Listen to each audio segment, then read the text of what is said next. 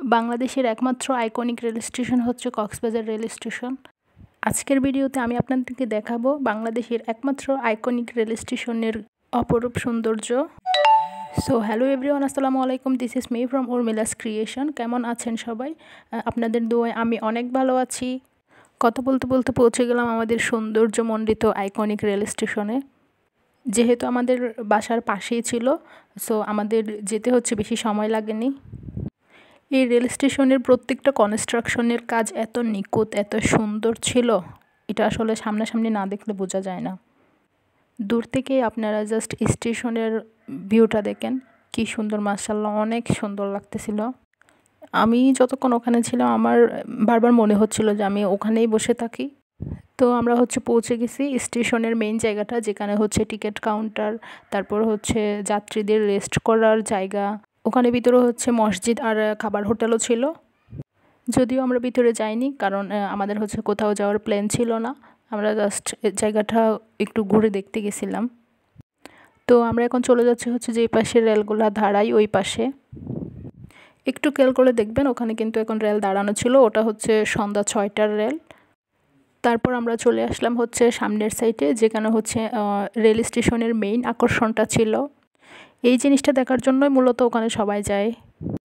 ডুবন্ত সূর্যের সাথে ঝিনুক, অসাধারণ একটা দৃশ্য। এটা দেখে আমার এতই ভালো লাগতেছিল যে আমি বারবার শুধু ভিডিও ক্লিপ নিচ্ছিলাম।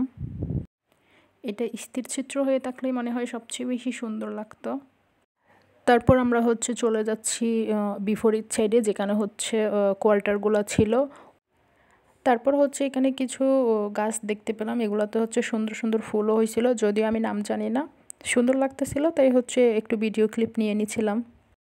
এই ভিউটা ছিল আরও বেশি অসাধারণ। দেখেন, ছাদ, সাথে পাশে ঝিনুক ছিল। এরকম সুন্দর সুন্দর দৃশ্য দেখলে আমার শুধু ভিডিও করতেই মন চায়। ওই মুহূর্তে আমার শুধু মনে হচ্ছিল যে কত সুন্দর করে আল্লাহ ছাদটা বানাইছে। এত সুন্দর আল্লাহর সৃষ্টি, মাশাআল্লাহ। আপনারাও মাশাআল্লাহ বলতে বলবেন না। তো এখন আমরা সামনের দিকে চলে যাব। একটু হাঁটার পর সামনে দেখলাম কয়েকজন ঝালমুড়িওয়ালা মামা ছিল। তারপর আমরা একটু ঝালমুড়ি খেয়ে নিলাম, কিন্তু ঝালমুড়িটা একদমই মজা ছিল না। ঝালমুড়ি খাওয়া শেষ করে আমরা ওখানে বসার জন্য অনেকগুলো জায়গা ছিল, ওখানে অনেকক্ষণ বসেছিলাম। ভালো লাগতেছিল ওয়েদারটা। তারপরে ওই সময়ে বসে থাকলে এমনিতেও অনেক ভালো লাগে। তারপর দেখলাম যে স্টেশনে অনেক রং বেরঙের লাইট জ্বালানো হচ্ছিল। যেহেতু লাইটিং আমার অনেক বেশি ভালো লাগে, সেই জন্য বসে বসে দেখতেছিলাম যে লাইট, মানে আলাদা আলাদা লাইটে ভিউটা কেমন হয়। দিনে বলেন বা রাতে, এই জায়গাটা সবসময় সুন্দর। বিকেলে সময় কাটানোর জন্য এটা পারফেক্ট একটা জায়গা। দেখেন, রাতেও কি সুন্দর দেখাচ্ছিল স্টেশনটা। চলে আসবো নতুন কোনো ভিডিও নিয়ে। ততদিন ভালো থাকবেন। আল্লাহ হাফেজ।